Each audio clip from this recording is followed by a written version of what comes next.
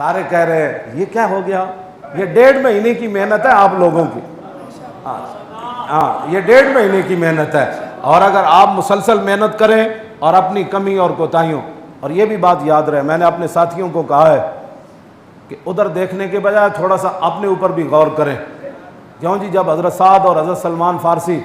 دریائے دجلہ میں گھوڑے ڈالنے لگے تو حضرت سعد نے اور سلمان فارسی نے آپس میں کیا مکالمہ کیا؟ گھوڑے داخل کرنے سے پہلے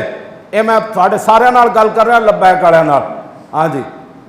اپنے کرتوت سارے ٹھیک کر لو۔ حضرت سعد نے حضرت سلمان فارسی نو فرمایا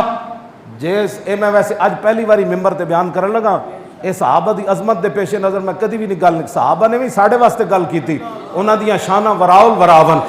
ہاں انہاں دے پیریں دی۔ حضرت عبداللہ بن مبارک کی فرمایا، انہیں پوچھا جی عمر بن عبدالعزیز افضلن یا امیر معاویہ، تے عبداللہ بن مبارک فرمایا امیر معاویہ نے جڑا حضور دیا میں تے جنج گھوڑا دوڑایا نا، اس گھوڑے دے پیراں نال جڑی مٹی اٹھی نا، کیوں جی تے کدے چ پئی؟ اس گھوڑے دے نک وچ۔ عمر بن عبدالعزیز تو اس کا مقابلہ بھی نہیں کر سکتا۔ صحابہ کے گھوڑوں کے پاؤں کی مٹی کی یہ شان ہے، یہ صحابہ نے ہمارے لیے بات کی تھی۔ ویسے میں مجمع میں بیان بھی نہیں کرتا کیونکہ ہماری قوم کا ذہن جو ہے وہ بڑا عجیب و غریب ہے۔ میں نے یہ بات ممبر پر پہلی بار بیان کر رہا ہوں۔ حضرت سعد اور حضرت سلمان فارسی جدو دریائے دجلہ دے کنارے تے آئے نا، روکے نہیں گھوڑے، ہاں گھوڑے چلتے ہی پیسن، تے حضرت سعد نے فرمایا سلمان فارسی نو، انہاں کہا جناب جے ساڑی غلطیاں نیکیاں نالوں زیادہ ہوئیاں نا تو پھر ساڑے گھوڑیاں ڈوب جانے، جے ساڑیاں نیکیاں غلطیاں نالوں زیادہ ہوئیاں تو پھر ساڑے گھوڑیاں پار لگ جانے۔ میں بڑا محتاط ترجمہ کیتا ہے اس لفظ دا، کیوں جی ہاں تے حضرت سعد نے کہے سی کہ ہاں جی اگر تسی اپنے آپ نو بدلو سارے، اے نہیں کہ تسی جنہ لوگاں نو جلیا ہوئے جھلے کتے جتنی بھی غیرت نہ آئی کہ آپ کو سامنے کھڑ کر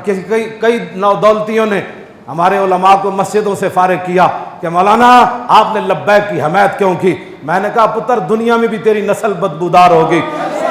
تجھے حضور کا نام تو ریاکاری سے بھی لیا جائے تب بھی رب، کیوں جی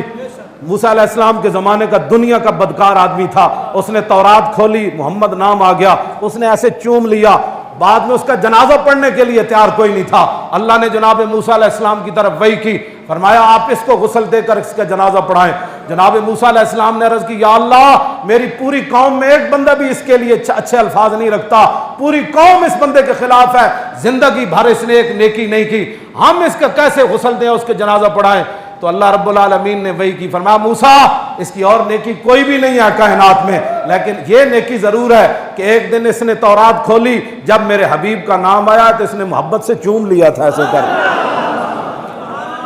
ظالم تجھے یہ نہیں دیکھنا چاہیے تھا نعرہ کون لگا رہا ہے، کیسے لگ رہا ہے، کم از کم کلمہ پڑھنے کے بعد تم اتنی بھی حیا نہ رہی کہ مولانا لبیک کا نعرہ لگایا لہذا تم مسجد سے نکل جاؤ، مسجد تمہارے باپ کی ہے،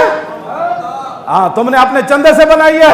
ہاں مسجد تو 3 دن کے بعد ویسے ہی وقف ہو جاتی ہے، وہ کسی کی باپ کی ملکیت رہتی بھی نہیں ہے، ہاں جی وہ تو بالکل وقف ہو جاتی ہے، وہ کسی کی ذاتی ملک کوئی کہے بھی تو نہیں رہتی، کیوں جی 3 دن کے بعد تو مسجد ویسی مسجد بن جاتی ہے۔ تم کون ہوتے ہو علماء کو اپنی نو دولتی ہو، انشاءاللہ تم سے یہ حساب لیا جائے گا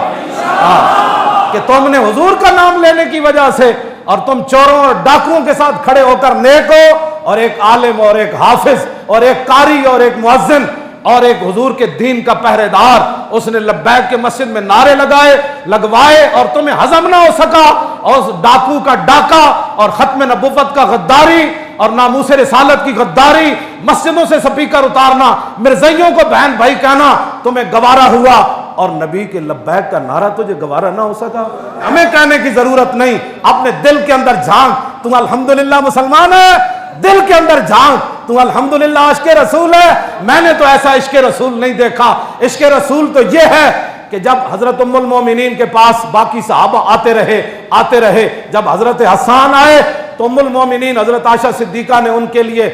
وہ گدا بچھایا اور چادر بچھائی، فرمایا حسان یہاں بیٹھیں، عبد الرحمن بن ابی بکر آ گئے، حضرت ام المومنین کے بڑے بھائی آ گئے، صدیق اکبر کے بیٹے آ گئے، ام المومنین کو فرمانے لگے، بڑے بڑے صحابہ زمین پر بیٹھے، تو حسان کو آپ نے کیوں اتنی اعزاز دیا اور یہ چادر کے اوپر گدے کے اوپر بیٹھے ہوئے ہیں؟ تو ام المومنین نے جواب کیا دیا؟ فرمایا انہ کان یجیب عن رسول اللہ वयशफी सदरहु अन आदाइही, फरमाया इन्नहु कान युजीबु अर रसूलिल्लाह सल्लल्लाहु तआला अलैहि वसल्लम वयशफी सदरहु मिन आदाइही। फरमाया कि मैंने तमाम सहाबा से बढ़कर इनको इसलिए इज्जत दी कि ये रसूलुल्लाह की तरफ से हुजूर के दुश्मनों को जवाब देते थे। और अगली बात क्या है, वयशफी सदरहु मिन आदाइही, और हुजूर के दुश्मनों को जवाब देकर हुजूर का सीना ठंडा किया करते थे। तो बताओ, लब्बैक का नारा लगाने के बाद हुजूर के दुश्मनों को हम वो मात देते नहीं है, और जब हम कहते हैं लब्बैक या रसूल अल्लाह, तो इससे मेरे आका मौला खुश नहीं होते कि मेरा गुलाम बार बार कह रहा है हुजूर मैं हाजिर, मैं हाजिर, मैं हाजिर। तो बताओ, इससे बढ़कर फिर एक मुसलमान की क्या शान हो सकती है। तुमने इन लफ्जों के ऊपर बहुत सारे दंगे फसाद किए, तुमने लड़ाइयां की हैं, दुनिया के अंदर ही तुम्हारी नस्लें बदबूदार होगी। हाँ, ये हमारे साथ तुम्हारा नहीं है मसला, हाँ हमारे साथ तुम्हारा मसला नहीं है। हम तो जिनके लिए उठे हैं, ये मुकाबला बराह रास्त तुम्हारा उनसे है। हाँ जी, और बाकी रह गया हमारे लब्बैक के नारे लगाने, और ताजदार खत्म नबुव्वत के नारे लगाने, और आया आया दीन आया के नारे लगाने। जब हजरत हसन हुजूर की नात पढ़ते थे ना, और जब वो बैठ जाते थे नात पढ़ के, तो मेरे आका क्या फरमाते, शफैता वस्तशफैता या हसन, फरमा हसन तूने मेरे दुश्मनों का मुंह तोड़कर मेरी शाने बयान करके अपने सीने को भी ठंडा किया और मेरे गुलामों के सीने को भी ठंडा किया। लब्बैक के नारों से हमारे सीने भी ठंडे हुए, हुजूर के गुलामों के सीने भी ठंडे हुए। तो बताओ, तुम्हारे सीने के अंदर तपश क्यों पैदा हुई? हुजूर का नाम आने से तो सीने ठंडे होते हैं, तुम्हारा सीना क्यों तपश के अंदर शिकार हुआ?